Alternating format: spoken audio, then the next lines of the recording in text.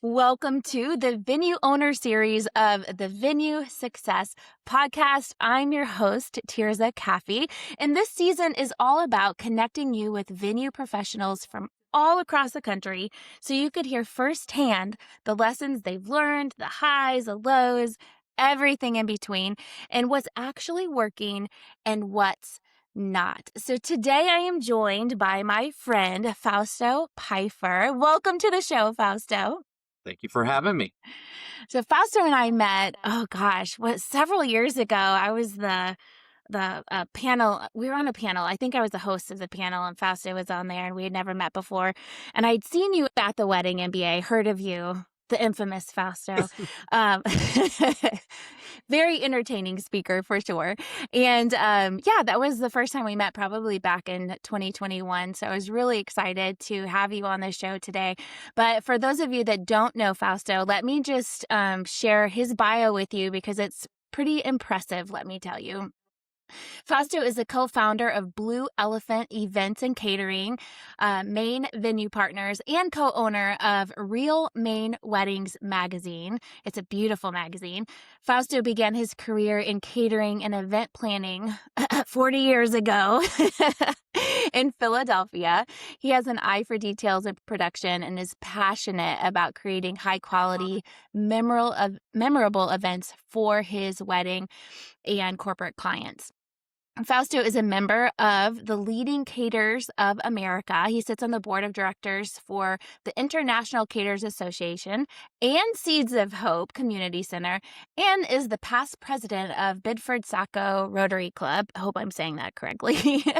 And he recently published his first book, which, listen, you guys, this book, it's such a fantastic idea, but it's called Temporary Friends, A Caterer's Guide to the Perfect Day. And it's, anecdotal, I think, right? And it just is a lot about his story. And listen, you have stories to tell after 40 years. I promise you that. So something fun about Fausto is that he also has a huge collection of Peanuts and Snoopy holiday decor. So that's a random thing for you. But I'm so excited to have you here. And we were just dialoguing a little before we hit record. And there's so much that I'm excited for Fausto to share with you today. But listen, guys, the first couple seasons of the Venue Success podcast, we did crazy stories with Tirza because people have lost their minds. And we are circling back to that yet again. But this time I have asked all of my guests to share their crazy stories since you've heard so many of mine. So Fausto is going to just start us off with his crazy story. So take it away, Fausto. So I'll tell you this story, and he did survive. So I'll just start with that. We have everybody lined up, sending all the groomsmen down, the parents, everybody's gone down. The groomsmen are all lined up. We hear screaming, like just this gut-wrenching scream. So I sent the bride into the house to see what was going on, and somebody had a heart attack, which was her uncle. And he was about 90. And so my groom and his groomsmen were all doctors. So I wasn't terribly worried because they immediately started doing CPR. We immediately called 911. The ambulance were coming because we're very close to where everything was at. But my mind was racing because I was not only the planner, the designer, but my catering company also was running all of the food. So in my head, I was going, I got to tell the shuckers to stop shucking oysters because of cocktail party. I have to tell the kitchen to back it up. This venue closes at 10, no ifs, ands, or buts. Everybody has to be off property. So I am in my mind thinking about all of these things. Meanwhile, the woman who was screaming was not the wife, Harriet, who was actually sitting at the chair, leans over and says, "Are you okay?" Just completely oblivious to the whole thing. I said to my team, I said, as soon as I get him into the ambulance, we are going to reset everything, get her down the aisle and perform this wedding because we have to shave 15 to 20 minutes off of something in order to get them out of here, but have dinner and 3 hours of dancing. We managed to do it. And from that, we learned that he actually got a stint put in his heart. We wound up in the paper. The family was eternally grateful. But we did learn some lessons from that about having defibrillators on property, things of that nature, things that, sometimes you don't think about as a venue owner. And also, making sure that the other preferred professionals that are there are aware of the times, because the DJ thought that we would extend it out of courtesy. And the reality is you can't with the town, because the minute we go over, you have your town folk who will literally call City Hall the next day. So really, some rules came out of that that were interesting, and he did survive. So our crazy story was that, but there are many, many after 40 years. And Oh my I have gosh. not been. Oh my goodness. Well, I have to tell you, I haven't had a heart attack, so you got me on that one. I haven't experienced that, but Seven I'm police glad that he was cars, okay. 7 police cars, 1 fire truck, and then the ambulance. And most of it because we live in a small town. Everybody wanted to see the venue. That is hilarious. Oh my gosh. Well, thank you for sharing that story. It's really kind of wild, the things that you can't anticipate, like, and I think that that's really the sign of a great planner, is being able to keep your calm in situations like that and know that, there's a solution, and freaking out isn't going to help anyone. And um, the fact that you were able to reset things that quickly is pretty impressive, actually. We had them on the buses and back to Kennebunkport. Oh my goodness gracious. All right. Well, let's get into it for today. Let's just start out by talking. I mean, there's not many of us that are crazy enough as you and I are to have been in this industry. I'm 33 years in, I think, this year, and you're 40. What got you into venues? Because I know a lot of caterers, they don't, I don't know, like some of them are either on either spectrum. Like, we feel like our bread and butter is really going to be connecting with a venue. Like, that's the place to be. And then there's that other spectrum. I'm sure you know these people that are like, hell no, I don't want to work with venues. Like, I want to stay in corporate. I don't want to do that. So what was kind of your thought process as you were getting started with your business to kind of lean into that venue direction? I started my career in Philadelphia, and the 2 women who actually gave me my start had some venues. And I said, well, let's go after exclusive. And now Philadelphia is known for its historic mansions and museums that you Hmm. rent for events. And so we started, going after those as exclusives and running them. And I fell in love with it. There was this instant. I literally learned everything about a venue, and I think that that separates somebody who really truly believes that the pyramid is the very top, and the top of the pyramid in our wedding industry is always going to be the venue. Take Hmm. hotels and private houses out of the equation, but the venues you rent out for weddings, and I hate using the word wedding palaces, but it's the only way these massive mansions that were built in 1895 can sustain themselves in today's world, Yeah, by having weddings come in. And I fell in love with it, and I never looked back. It has always been for me is that the venue is my client, not the other way around. So I have 2 I clients love that day, that. but the venue is when everybody leaves, I am standing inside my bread and butter, the person that gives me life, and life meaning that it helps me pay my mortgage and helps me with my daughter, Yes. which is the venue. Yeah. Every time you say that, I love it. And I am always like, I wish other caterers, would understand that basic principle that when you don't clean up after yourself, you leave a disaster, you are unkind to people on site that you're working with, you're, just not a team player. Like, you're losing so much business, right? Because they're not going to want to recommend you if you're not thinking of the venue as your client, because they are your repeat customer, right? You're not going to probably work with another bride and groom again, right? You're going to work with that venue again. So Fausto, I think that you're one of the only people that besides me, of course, that talks like that. And I really, really appreciate it. But And I want to share one thing. I said when I was working for those 2 women for a very long time, and when I decided to branch out on my own, I respected their client list like it was gold, and I didn't touch that. Venues were a different story because that everybody can work at venues. mhm, What I realized is the impact that I did in the Philadelphia market, that when I went out on my own, I went to these venues and I said, look, I'm starting out on my own. I'm not asking you to take them off the list, but could I come on the list? Every venue put me back on their list as my own company because they knew who I was as a person and they knew how I treated their property. yes, So, and a yes, lot of the properties in Philadelphia are city run or There's a historical society that runs them, but that felt so good that I felt Yeah. like I did my job for them. No, I think that is very, very well said. So let's kind of piggyback off that concept here for a second and say, let's talk about what are some of the important elements between a smooth working relationship with a venue and a caterer? So, obviously, we are talking to venues right now. So, if a venue is listening to this and they're like, "Hey, I want to have a really good working relationship with two or three caterers that are on my preferred list," what can a venue do to kind of facilitate and foster a good working relationship with a catering company? I would say across the board, every state, sort of kind of date your three choices, almost like the dating game. Bring them in. Tell them what you're looking at. Tell if you're looking at doing packages where you want to incorporate everything or you want to create an exclusive.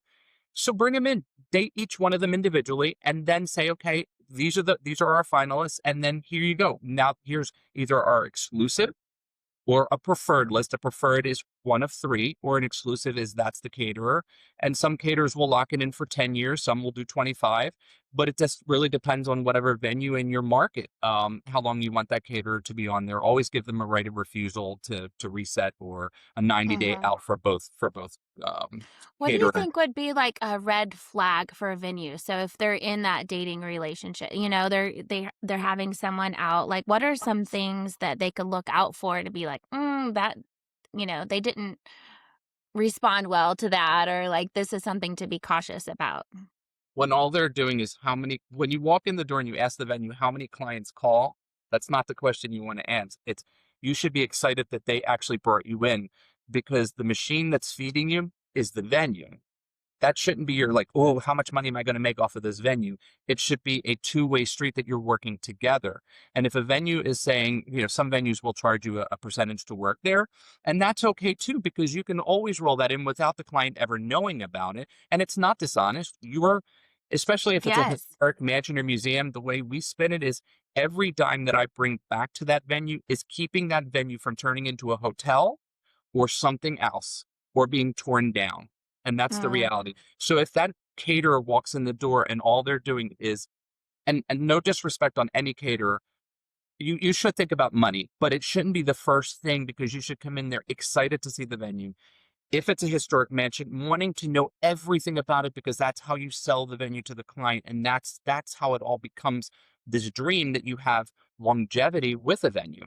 So I mhm. think it's really understanding when you come in that it's not the first thing shouldn't be about how many clients do you have and that you'll bring me.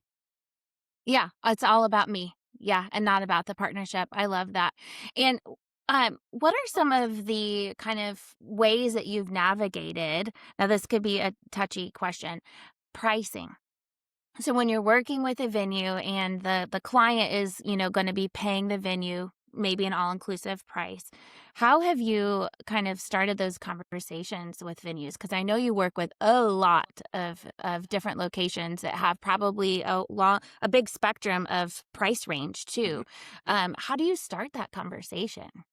So when I took over an exclusive 10 years ago, the venue hadn't even been built. They just blew up the mountain to get the venue built. So we created a whole event for them, and then we went on as exclusive.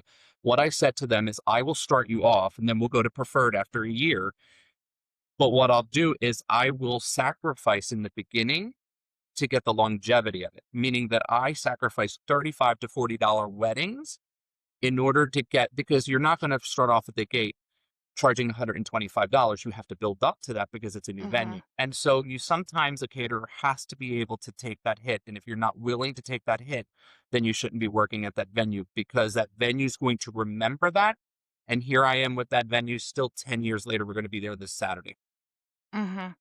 Let So, me just interject a little bit, just something that I kind of learned along the way, that there is no black and white cookie cutter yeah, answer to this. And a lot of times people think that this is more of a simple, uh, I don't know, like simple process than it is. It actually is quite complicated because it depends. Do you have a kitchen on site? Is it a full Yes. kitchen? Is it a prep kitchen? Do you have no kitchen space? Is someone going to have to bring in tents to, like there's all of this stuff that is a variable for the caterer too, right? So when I was working with my chefs, they loved working with me because they brought the food in, they dropped it off in hot boxes and said, peace out. And I managed Oh all my, of the staffing, all of the busing, all of the flatware and china and all of that, right? Like it's a totally different thing if the venue is providing some of those very big things. Now, if Fausto's coming in and he's like, no, I am bringing in all of the staff. I'm serving, I'm busing, I'm doing, all of this stuff. The price is going to be different. So I guess that's the thing that I just want to just at least say a little bit is that this isn't a simple black and white and you're thing. right. And so for some of those venues that are struggling, and we're all struggling in different markets, we have created packages for them where I get my percentage and it's a very fair price and it seems to Mhm. be working very well. But we've also taken the initiative to know every venue in our state and what it requires in order to produce a hot meal. So that map and blueprint is already set. So when that client calls, we immediately send, here's your welcome pack. Congratulations on booking XYZ. Mhm. Here's the requirements for that if no one's explained the kitchen responsibility. And it's laid out. And that has helped a lot too.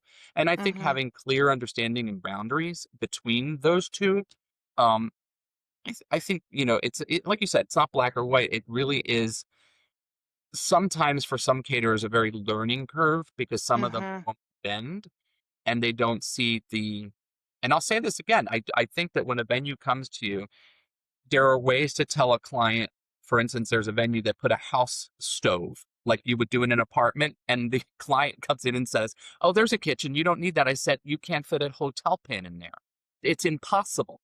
And so then when you explain it and you laugh about it, and you're like, look, an oven is $4.95 and a warming box is $175. It doesn't seem as expensive when you tell them that, and then it works. And never throw the venue under the bus for not saying those things either. But it's a two-way street sometimes as well. Yeah, yeah, for sure. And there's a lot of people that are leery of putting commercial kitchens in their venues, and I totally understand that. I think at the very minimum, if someone is listening and you're in the process of designing and building, Fausto and I were talking about this earlier. I mean, dude, if I were to go back and rebuild our venues, I would most definitely put a commercial kitchen in them. Even if they weren't cooking on site, being able to have it isn't necessarily an astronomical amount more. I think the bigger issue people have is that they don't build their venues big enough. It's not necessarily the expense of putting in commercial ovens and refrigeration and stuff like that.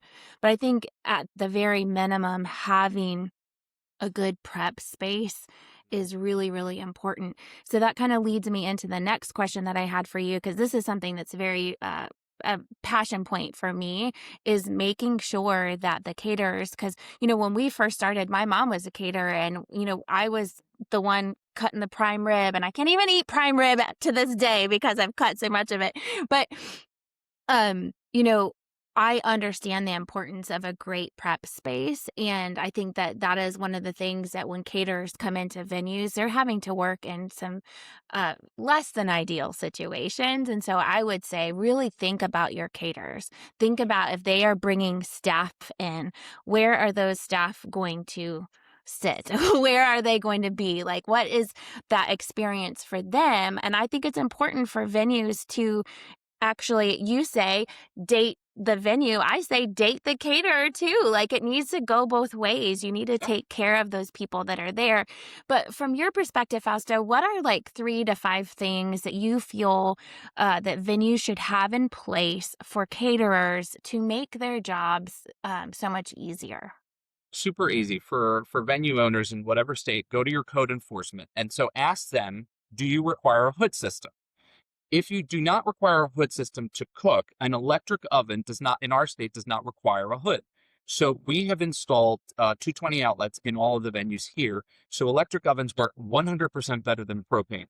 No shade on the propane ovens, but they don't get calibrated as often. So if you got an electric oven and you don't need a hood, that's going to cut down dramatically your expense of a kitchen. 4 prep tables, stainless steel ideally. pretty easy, very inexpensive, and a warming hot box, not the hot boxes where you can keep it and you lock it, where it's plugged in. If you have those three items and a convection oven, meaning that convection oven can hold 10 hotel pans and a warming box, you can do dinner for 300 people with 4 tables, one oven, and one convection oven, maybe two if you needed it. But that would be my easy bet. And then having a sink, refrigeration, because it comes in and out. A good caterer knows how to bring everything in so everything stays to temperature, and you follow the guidelines of your health department. Um, you could put a refrigerator in, but what happens 9 times out of 10 is the bar starts using it. So now Yep. it's become the bar refrigerator and it never gets clean, and then it falls on the caterer to clean it, and then there's a back and forth between the venue and the caterer because the bar left it dirty. So if you have a bar area, put a little refrigerator in the bar and don't have them come in and out. Put the ice machine away from where there's food.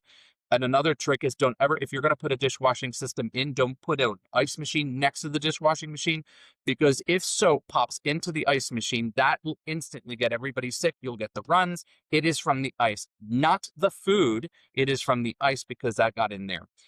Just a little thing, just maybe keep the ice machine over at the bar as well.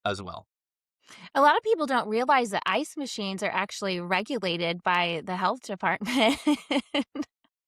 I mean, okay, do most people actually let the health department know they have ice machine? No, but I think at least in North Carolina, it's supposed to be regulated by the health department. But It's I just agree with so you. crazy. Just keep those things out of there, and it'll save that headache between a venue manager that day and the catering cabinet manager, sort of kind of button heads, because their responsibility is to keep the kitchen clean. And if you have the florist cutting flowers in there, and you have all the things that shouldn't be happening in your catering kitchen. So Yeah, no, I love that. Let's end with this question, and I didn't even tell you I was going to ask you about this, but just popped into my head. How have you managed food tastings? Because this is kind of like such a point of drama for a lot of people, is these darn food tastings. And I know that as caterers, you probably despise them as well. I've tried tastings a million different ways. How do you like to handle tastings? we started group tastings. Sometimes we do them at venues, and sometimes we do it at our property's a venue as well. So we do have a venue that we run. It's a smaller venue, about 120 people. So I just do group tastings. We send them out. So we only do tastings for booked clients. We won't do tastings for Mm-hmm. anybody who's not booked. So tastings for the following year, like let's say 27, will start January and February, March and April. So once you get your welcome, you get to select your date that you want. So your dates are already selected for you. You don't get to pick when you're coming, and you get time slots: 2 o'clock. No, it's 12 o'clock, 2 o'clock, 4 o'clock, and then there's time in between to reset, re-put napkins down, and get everybody ready again. And what you do is you try a whole array, and we do charge. We charge 250 people. 2 people are allowed to come. If you want to bring extra, that's extra money. We discourage that because we want you to realistically make the Yes. decisions, not 4 people back and forth. And that's worked out really, really well for us. And I look at it this way: a new restaurant opens down the street from the house or wherever. Do I go to that restaurant and say to them, before I commit, I'd like to try the food? No. Mm-hmm. What's the sense of having really good reviews if everybody says, "Well, I got to try your food"? But my reviews are saying we have hundreds and hundreds and hundreds of reviews about the food. Now all of a sudden it's just not good enough to review. So I charge for it. And I encourage people to do the same thing, Mm-hmm. because it is important. And for the venue owners that are out there that are looking to go exclusive or preferred, have a tasting with your caterer so that you know exactly what your caterers are serving. It doesn't have to be Yeah. everything on the menu, but a little, I would come in with a tasting. I would do lunch for everybody or dinner for the board. It's Yeah. like, say it's a historical house and they're doing a board. Let me do it because it could lead Yeah. to more work.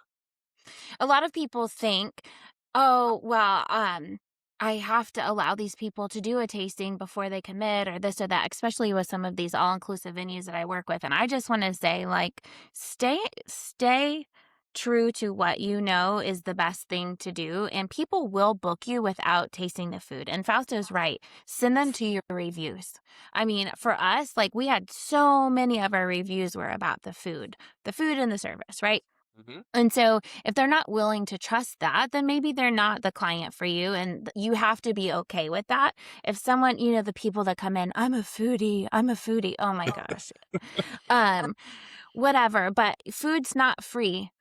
Yeah. And we are not nonprofits here. Well, And so the most powerful word is no. And at the end of the day, if you break down no, it's N and O, next opportunity. There will always be another opportunity.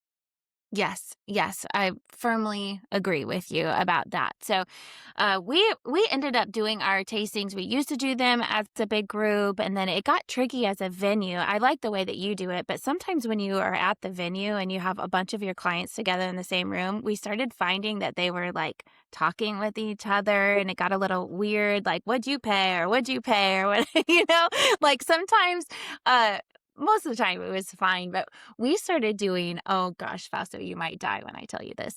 We started doing to go tastings, and people freaked out. They loved it so much. We put them in these Nice. beautiful bags, and my caterer, she did all of the cooling and all the ways that you have to do it so that Yep. they don't get sick. But we had these little to go containers, and she had little instructions on top, and they all would fit on a cookie sheet. And she knew that, and they would take the lids off, put the cookie sheet in the oven. They would warm it for like 25 minutes or whatever it was. And then they would have date night. And sometimes we Oh, would send them with a bottle of wine, and then they would just try little pieces of it all together.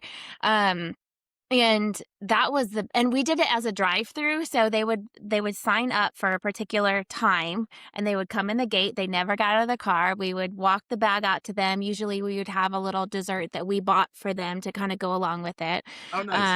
A bottle of wine or whatever, and they went on their merry way. And that's how we handled it. Just because I really hated tasting so very much. Because we would have people coming to weddings. They would wait to find out like if what they wanted was on menu, and we'd be like, okay, well, on May 13th we're having, blah blah blah, and they would come and we would feed it to them hot, and they would sit in their car. This is terrible. And they would eat in their car the meal that we had that night, and we didn't charge them for it. But they got one free tasting, but that was like the worst idea we ever had. I'm embarrassed to even say that we did that. Hey, Um, it's but trial and error. yeah. You have to see what works best for you. And we do use that time to also do, so we schedule it, and my brain, I don't know if yours does the same thing, but I can click off after an hour and turn my sales technique off in an Mhm. hour, so I know when it's time to wrap it up. Yep. And so I also do, because in our offices we have showrooms, so the linens, the china, the silverware, all of that's Yep. there. So we're picking Yep. all that. We've designed your floor plan, and we use that time to wrap up any loose ends as soon as you're done. So you get about an hour and 20 minutes. You're eating for about 30. The other I 30 love to that. 40 minutes is your design time, your plan, your timeline, and your walkthrough. Everything is digital. We take photos, put it in your digital file. You get a recap. Literally, if it's on Saturday, by Monday, your recap is sitting in your inbox. I love it. I love it.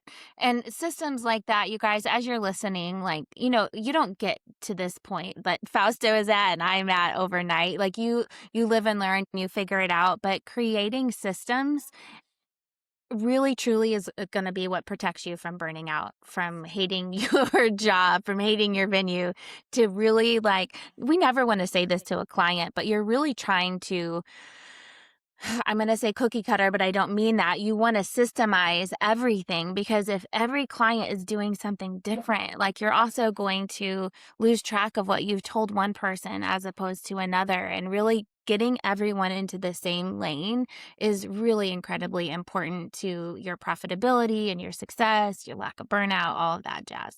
It's interesting that you said that, because I was working with a venue owner up north, and she was having trouble booking the space. I said, okay, let me come up, and I'm going to sell it to the client that you have booked. So don't say anything. Just let me do the sales pitch.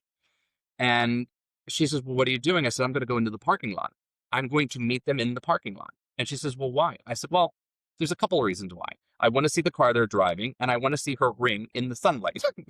And I want to Mm-hmm. see the shoes she's wearing. There are very important strategic things when you're doing Yep. sales. It's not shady, Yep. it's not sinister, it's not any of those things. It's just how it works. But what I did was I took her from the parking lot, and I immediately passed the venue and walked her down to where she was getting married. The reason being is you want them to get them that emotional attachment to your venue. Then I took them into cocktail hour. Then I took them into dinner and dancing. And then the third thing I did and last thing I did was show them where they were sleeping. The house is important to you as the venue owner because you nailed I get it. Nobody's going to understand that more than me, but that client is looking at that room as a hotel room, not in the pain that you've created. It is their marriage, the cocktail, the drinking, and the dinner and dancing. Then they're sleeping and then they leave the next day. Mm-hmm. And she booked that client, and that's how she's been selling it. And so she stopped putting all of the stuff in. Yeah. Come see the sleeping accommodations first. That's not what they want to see. They want to see where they're going to get married. Then take their camera, photograph them in the spot they're getting married. They'll fall in love with their space. See? Yes. Well, thank Instant. you for that little mini sales training right there, Fausto. I love it. We're totally on the same page. Oh, I love that. But as we wrap up, I just want to say to you as listeners, as you're thinking about your catering relationships, you know, Fausto's book called Temporary Friends, I love the name of it because it really truly, we were talking before we started today about, we sold our venue. And one of the biggest things that I miss, two things. One, I miss my team. And two, I miss my vendors. They were my family. Truly, like those vendors were so close. And I want you to think about your vendors that way.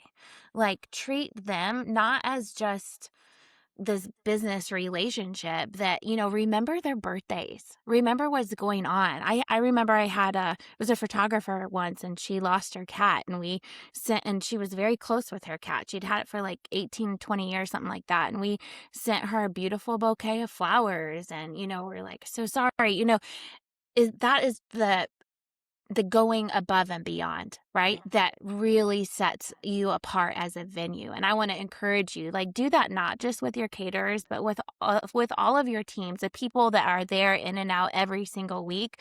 Know their names, know their spouses' names, know their kids. Like, don't just be transactional in everything that you do, because when you have someone like, if Fausto and I were working together, we had this great working relationship, and something happened in my life and I couldn't be at a wedding or something happened, Fausto would want to help me because I'm not a jerk to him. He would want to go above and beyond for me because he knows that I would do the same for him. These relationships really, they make just owning a business into something that is truly like heartfelt and enjoyable. And it just changes everything when you love the people that you work with, right? And I'm hoping that one day we can switch. Vendors always drives me crazy when we call them vendors. I think we're all preferred professionals, and that's how Mm-hmm. we call them on our websites as preferred professionals because we do prefer to work with them. I want to walk into a room and know that I have a room full of friends, not somebody, there's always going to be one person who's going to run the show. But everybody else, and like I tell people, I said, look, it's like a play. There are people in that Yeah. play, and everybody has their position. But I love walking in, and I don't have to tell everybody what to do. They already know how I operate. So Yep. there isn't this back and forth of like, you have to do Yeah. this or you have to do that. They just do it, and I Mm-hmm. love that. So, We actually, on all of our paperwork at our venue, because our venue was called Alexander Homestead, it wasn't preferred vendors. It was Friends of the Homestead. That's oh, just I what we like called that. them. It was I like Friends of the Homestead. And I mean, they were all listed out in their different categories and stuff like that. But I wanted people to understand. I know these people on a first name basis. I've worked with them, many of them for a decade plus.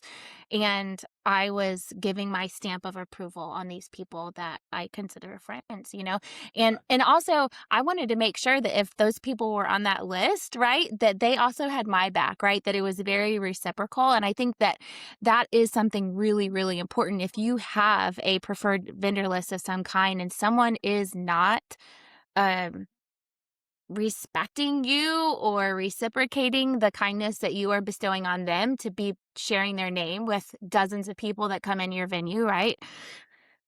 They don't have to be on your list. Absolutely.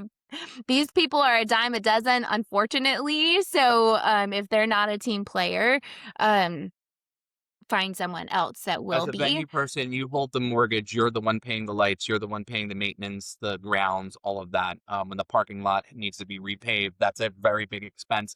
And when somebody like that, those are people I consider vendors, preferred professional or friends of whatever your venue, Mhm. those are the people that are the ones who will take care of your property. Yeah. Yeah, There's a big difference absolutely. between those two, a vendor and a preferred. No, I love that. Very, very well said. But today was wonderful, Fausto. Thank you so very much. That's all we have for today. Today, gosh, you guys, I hope that you take the things that we shared with you to heart, because having your team, having a great caterer, having your preferred professionals, as Fausto says, having a great family that you work with at your venue changes everything. So we will see you next time on the Venue Success Podcast.